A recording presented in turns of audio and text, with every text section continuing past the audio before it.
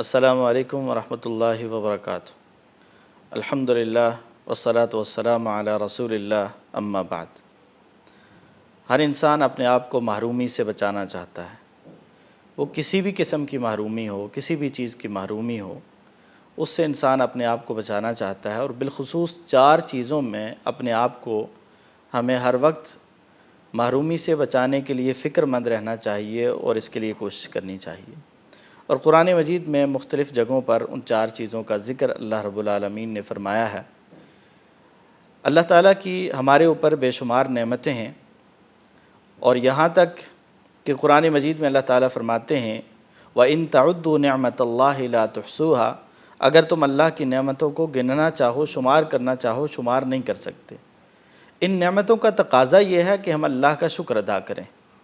اگر ہم اللہ کا شکر ادا کرتے رہیں گے تو ان میں اضافہ ہوتا رہے گا، اور اگر اللہ کے شکر سے روگردانی کریں گے، اللہ کا شکر ادا نہیں کریں گے، تو پھر جو نعمتیں ملی ہیں ان سے بھی محرومی کا اندیشہ اور خدشہ موجود ہے، اور میں اضافے کا تصور نہیں ہے۔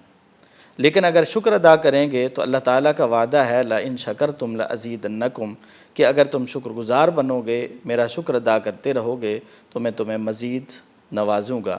اگر مجھے اور آپ کو مال چاہیے تو جو ملا ہوا ہے اس پہ شکر کیجئے، اللہ اور دیں گے۔ اولاد چاہیے، جو ملی ہوئی ہے اس پہ شکر کیجئے، اللہ رب العالمین اس اولاد میں برکت عطا فرمائیں گے، مزید سے بھی نوازیں گے اور اس کی اصلاح بھی ہو جائے گی۔ اسی طرح اگر آپ کو علم چاہیے تو جو اللہ نے دیا ہے اس پہ اللہ کا شکر ادا کیجئے، اللہ تعالیٰ اس میں اضافہ فرمائیں گے۔ آپ کو عزت چاہیے، عہدہ چاہیے، منصب چاہیے، کوئی چیز بھی چاہیے آپ کو، آپ اس پہ اللہ کا شکر ادا کرنے لگ جائیں، جو ملا ہوا ہے اس پہ راضی ہو جائیں اور اللہ کی شکر گزاری میں اپنی زندگی گزاریں، تو یقیناً اللہ تعالیٰ مزید اس میں اضافے فرماتے ہیں، اور اللہ کا یہ وعدہ ہے۔ اسی طرح جو بندہ اللہ کو یاد کرتا ہے، اللہ تعالیٰ اسے یاد کرتے ہیں، لیکن اگر ہم اللہ کو بھول جائیں گے، اللہ کو یاد نہیں کریں گے، تو اللہ تعالیٰ کو ہماری بھی کوئی پرواہ نہیں ہوگی۔ اور اللہ کا وعدہ یہ ہے فَاذْكُرُونِي أَذْكُرْكُمْ، تم مجھے یاد کرو میں تمہیں یاد کروں گا۔ تو اگر ہم اللہ کی یاد سے غافل ہو جاتے ہیں تو پھر اللہ رب العالمین بھی ہمیں یاد نہیں کرتے، اور اس انداز سے بھی ہم محروم کر دیے جاتے ہیں۔ تو اگر ہم اس محرومی سے اپنے آپ کو بچانا چاہتے ہیں، یہ چاہتے ہیں کہ اللہ تعالیٰ ہمارا ذکر کریں، تو پھر اللہ کو بھی یاد کرنا پڑے گا، اللہ کے بھی تذکرے کرنے پڑیں گے، اللہ رب العالمین کی یاد کو بھی دل میں بسانا پڑے گا۔ فَاذْكُرُونِي أَذْكُرْكُمْ کا وعدہ پھر پورا ہو جائے گا۔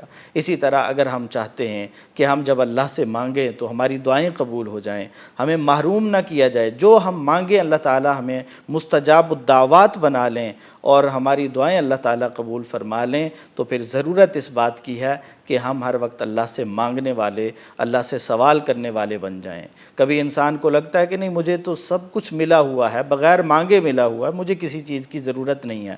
تو یاد رکھیں انسان ہر وقت محتاج ہے، ضرورت مند ہے کہ وہ اللہ سے سوال کرتا رہے۔ بہت کچھ ملا ہوگا لیکن اس کی حفاظت بھی چاہیے، اس کا دوام بھی چاہیے۔ اور اللہ رب العالمین سے جب انسان مانگتا ہے، سوال کرتا ہے، اور اللہ کا وعدہ یہ ہے ادعونی استجب لکم، تم مجھے پکارو، مجھ سے دعائیں مانگو، میں تمہاری دعاؤں کو قبول فرماؤں گا۔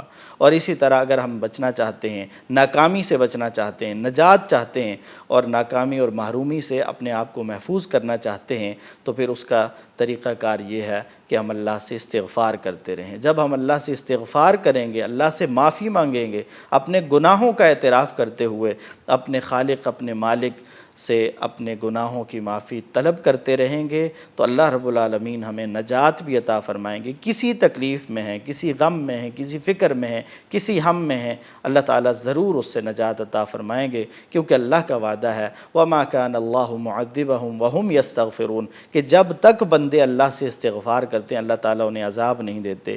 یہ جو طرح طرح کی ہمارے اوپر تکلیفیں ہیں، آزمائشیں ہیں، بیماریاں ہیں، طوفان ہیں، زلزلے ہیں، کبھی کیا ہے کبھی کیا ہے، یہ اس بات کا نتیجہ ہے کہ ہم اللہ سے استغفار ہی نہیں کرتے، اللہ سے معافی ہی نہیں مانگتے۔ تو اگر ہم اپنے آپ کو محرومی سے بچانا چاہتے ہیں، شکر ادا کیجئے، اللہ کو یاد کیجئے، اللہ سے دعائیں کیجئے اور استغفار کیجئے۔ جو بندہ یہ کام کرتا ہے یقیناً وہ دنیا میں بھی کامیاب ہوتا ہے، آخرت میں بھی کامیاب ہوگا، اور اللہ رب العالمین ایسے انسان کو محرومی سے محفوظ رکھتے ہیں، اور جو کچھ اس کو ملا ہوا ہے اللہ تعالیٰ اس میں برکت بھی دیتے ہیں، اس میں اضافے بھی فرماتے ہیں۔ اللہ تعالیٰ ہمیں کتاب و سنت کو سمجھنے، اس کے مطابق زندگی گزارنے کی توفیق عطا فرمائے۔